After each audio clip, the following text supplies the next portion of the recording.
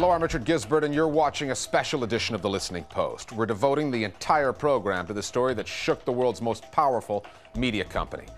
We take an in-depth look at the phone hacking scandal at Rupert Murdoch's News Corporation, the implications for the company, the family that runs it, the news industry, and how it may change the rules of print journalism in Britain and beyond. He wrote the book on News Corp, and he thinks there's a movie in it. Michael Wolff on the Murdochs, their future, and how to sell the story in Hollywood.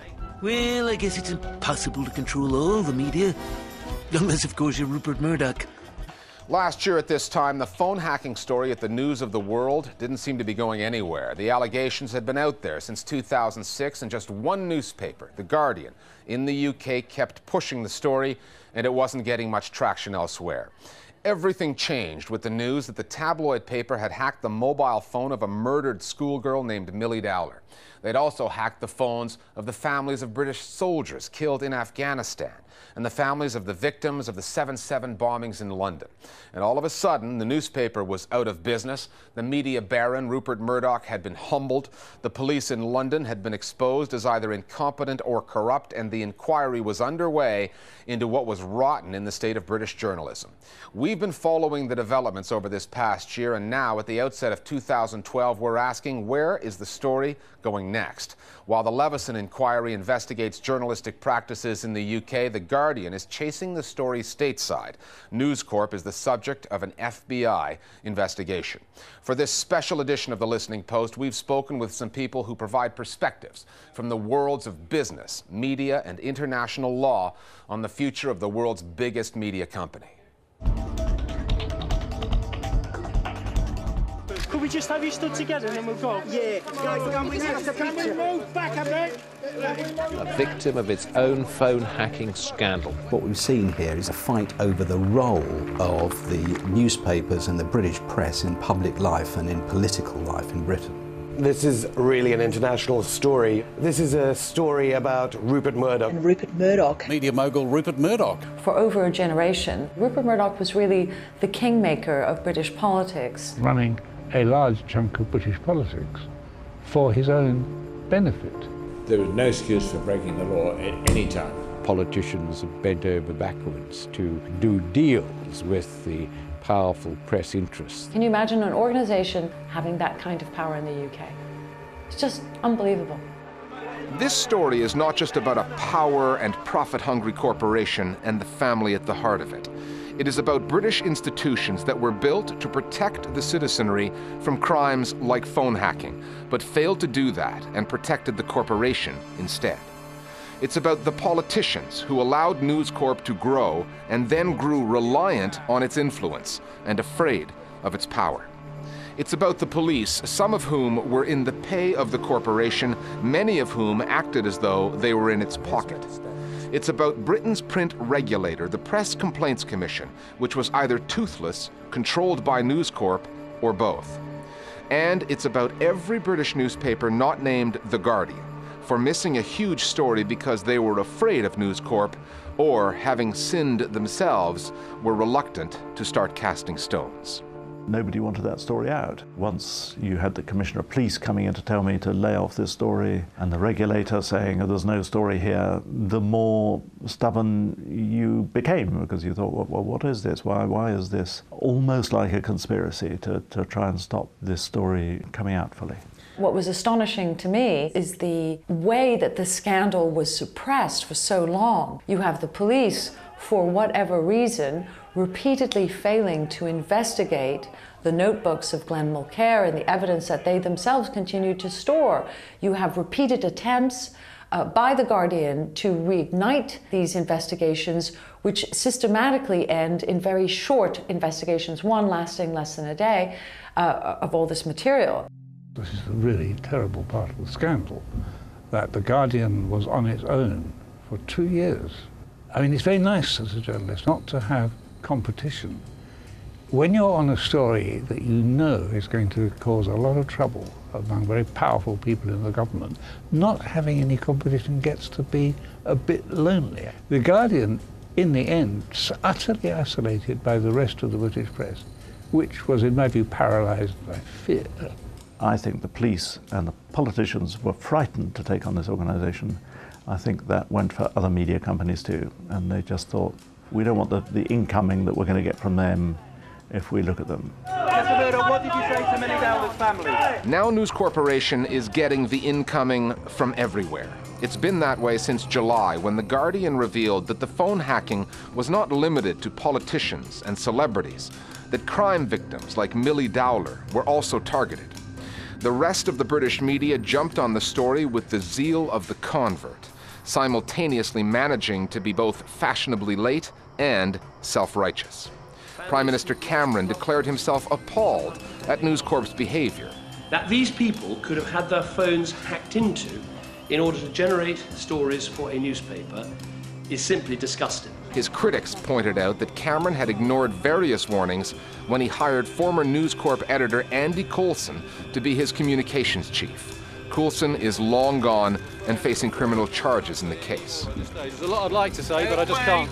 As the News Corp casualties mounted, reporters, editors, and executives all taking the fall, parliamentarians overcame their Murdoch phobia, holding committee hearings and then demanding and getting Prime Minister Cameron to appoint a judicial inquiry, the Leveson inquiry, into phone hacking and the state of British journalism. It may be tempting for a number of people to close ranks and suggest that the problem is or was local to a small group of journalists then operating the news of the world.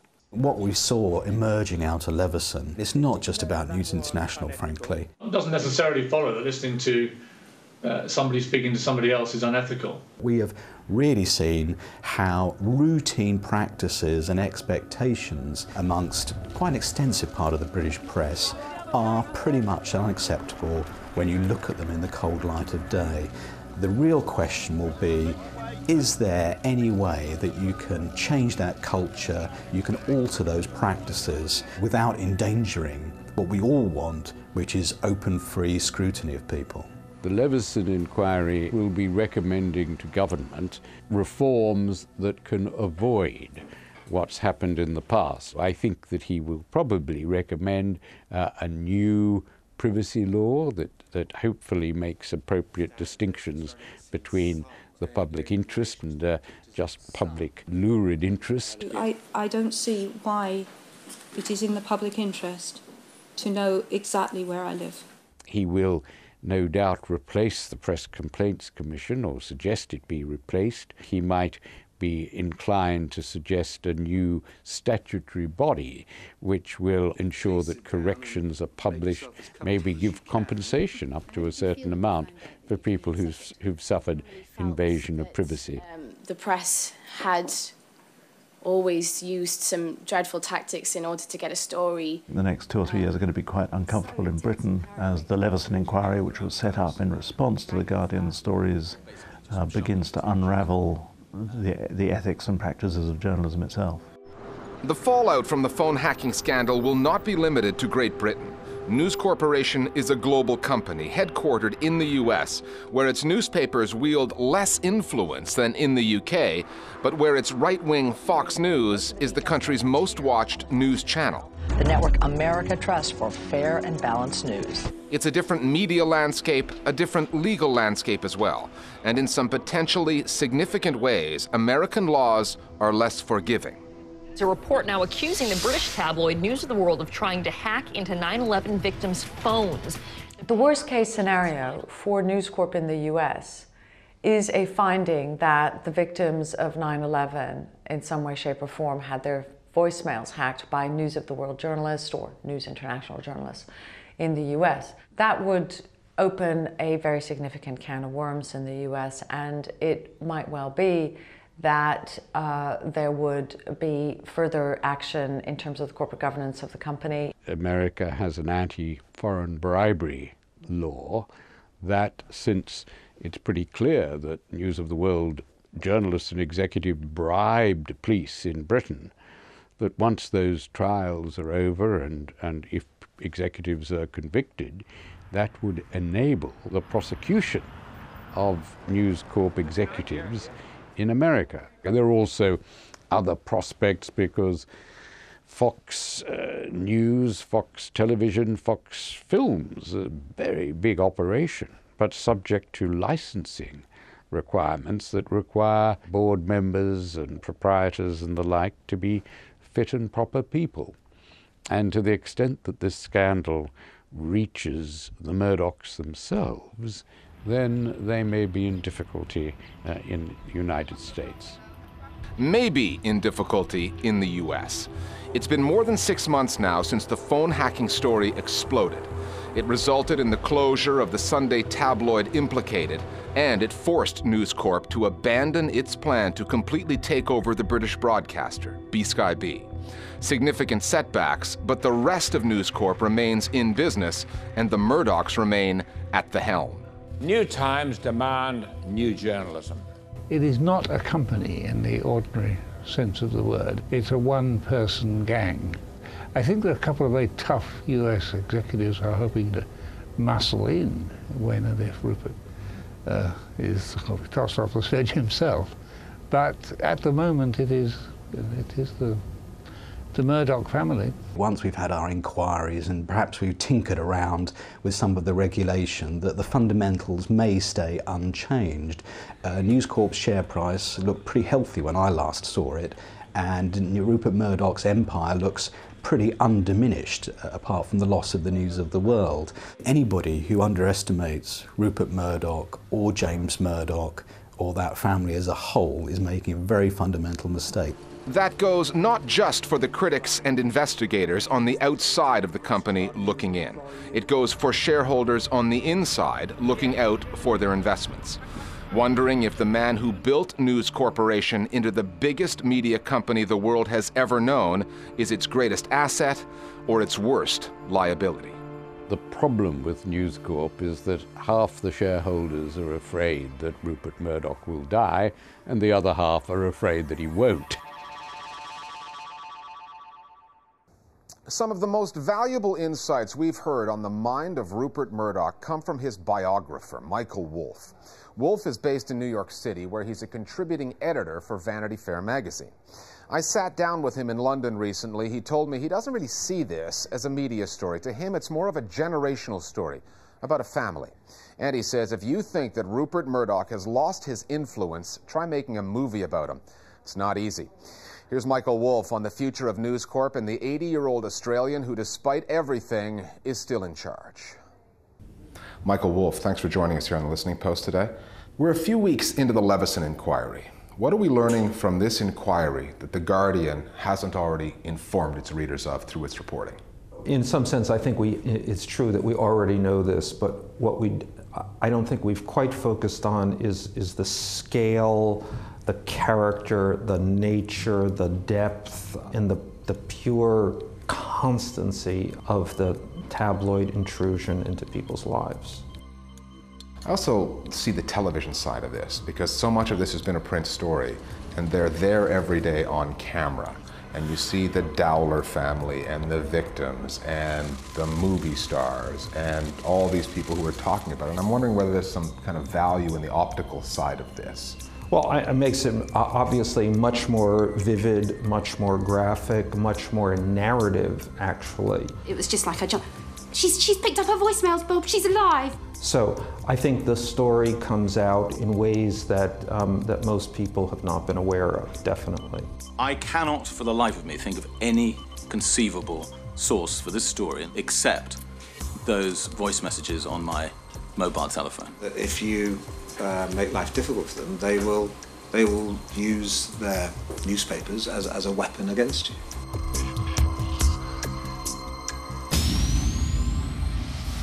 I remember you telling me back in the summer, I said, look in your crystal ball, tell me what News Corp may look like a year or two from now. You thought newspaper interests may be done away with, they're going to focus on television, they're going to focus on revenue, and this will continue to exist as an organization, but with no Murdochs in control. 6 months hence, they're still there. Are you ready to revise your position, or do you think that's where it's going? Not at all. I think that's exactly what's happening. I think we are watching James be pushed out. And throughout the company, the line is now blame it on James.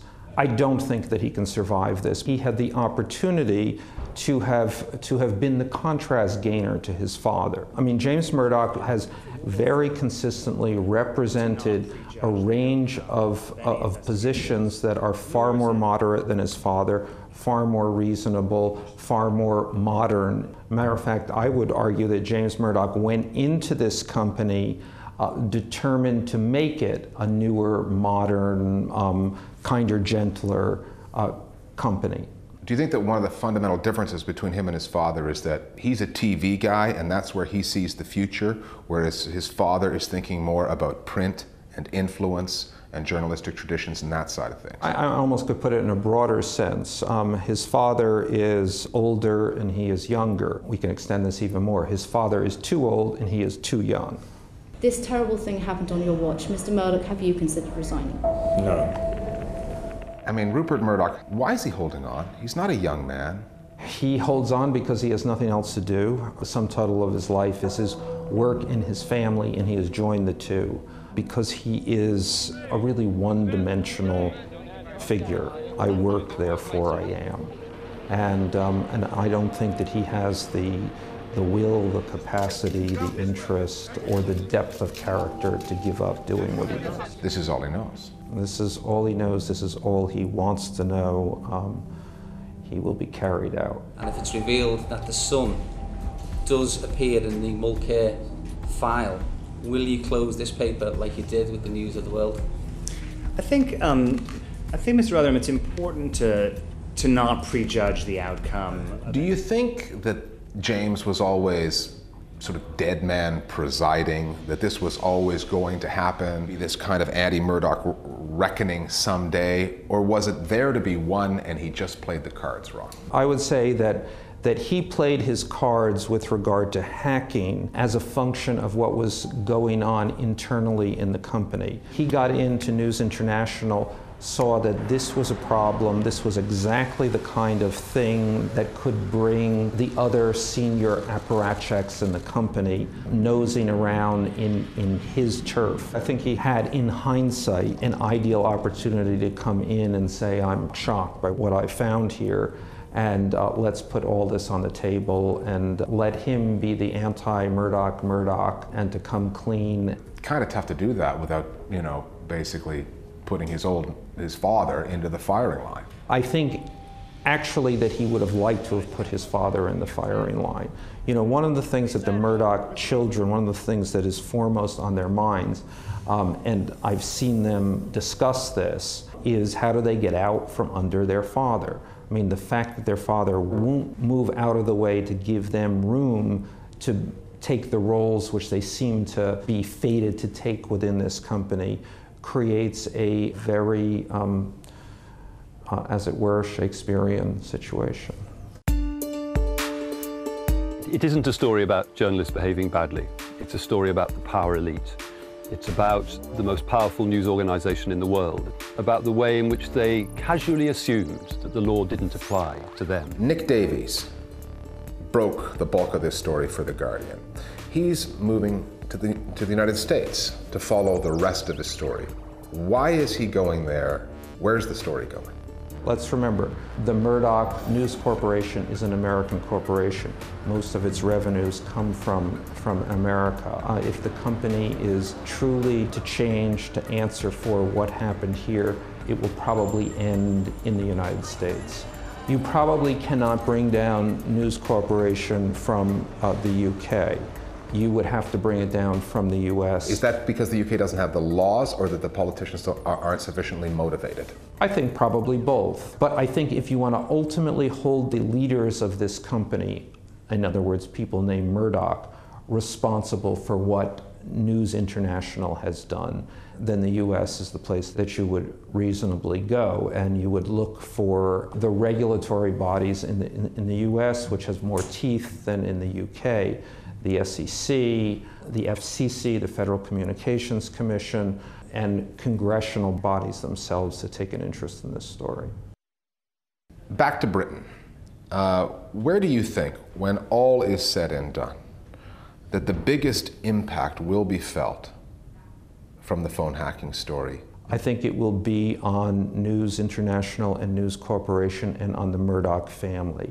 I have thought from the beginning of this story that this is really about one person, and it's about Rupert Murdoch. That it is really not a generalized story about media practices or the media's relationship to the government in general. It is about Rupert Murdoch, and it is a story that comes about because people have sensed and seen weakness where they never saw it before. And now it's a payback time. James and I would like to say how sorry we are for what has happened. At no time do I remember being as sickened as when I heard what the Dowler family had to endure. Back in the summer, you said that there have always been people like this, media barons, maybe not to this extent, but filling this role, I think is how you put it. And you said, we're not sure where the next one's going to come from, whether he comes from a digital place or a more traditional media place. Do you still believe that we'll see somebody this powerful again? I actually think that we will see companies and people even more powerful. That actually what Murdoch is a function of the technology. Media becomes ever more powerful. It becomes an ever more central part of our lives. It becomes an ever more faster component of how things happen, and that's what Murdoch is a part of. That's how he grew his company, basically on the back of media itself growing. And what's going to happen now is it becomes ever more central to what's going on, and so there will be someone or a whole set of people riding that, owning it, and further developing that kind of power. And do you think politicians will allow that to happen because politicians need those kinds of people? I think at some point along the way, politics became a subset of the media business. Every successful politician is in the media business, but a relatively speaking, a smaller player in the media business than, for instance, Rupert Murdoch is, or as it happens now, Mark Zuckerberg, or the Google guys, or whoever the next generation is and becomes. You wrote the book, the biography, then you updated the biography, but what you're talking about here is like a movie, right? Like, have you submitted the screenplay proposal? Have people come to you for this? Will there be more media arising from this story that you claim isn't about the media? I think that there probably will be, but it's curious. Were you to go to Los Angeles right now and try to sell this story, and you might assume that I have been on that very trip, what everyone will say is, oh, this is a great story, but the most powerful studio in town is still Fox. And you didn't start at Fox, presumably? Presumably not. And I think that's one of the really interesting things is the way that this fractures, the way you can see people suddenly becoming a little freer, a little more willing to move against the Murdochs, but still not quite. We have a long way to go. As a matter of fact, I don't know anybody in Hollywood, in the movie business, who is ready to write the Murdochs off. Well, I guess it's impossible to control all the media. Unless, of course, you're Rupert Murdoch. He is one beautiful man. I couldn't agree more. Michael Wolff, thank you very much for speaking with us. If you're still flogging the screenplay, we wish you the best of luck. You could try Bollywood. You could try Shanghai. That may work out. Anyway, thanks for speaking. Thank you. And that's our special edition on News Corporation and the phone hacking scandal. It was the biggest media story of 2011. Next week, we will return to our usual format as we examine the media stories, practices, people, and trends that will take us through 2012. We'll see you next time at The Listening Post.